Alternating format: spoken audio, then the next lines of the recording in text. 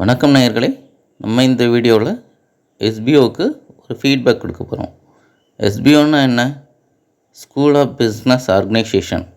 அவங்க திருவண்ணாமலையில் ஆஃபீஸ் இருக்குது.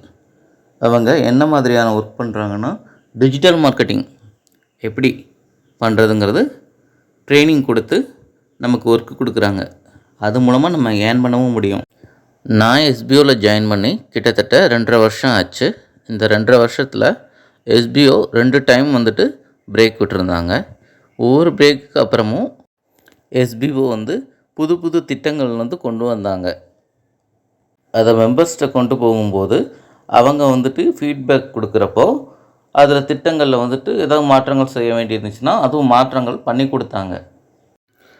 நான் எஸ்பிஓவில் ஜாயின் பண்ணதுலேருந்து எஸ்பிஓ நோட்டீஸ் போர்டில் வர இன்ஸ்ட்ரக்ஷனை கரெக்டாக ஃபாலோ பண்ணிட்டு வந்தேன்.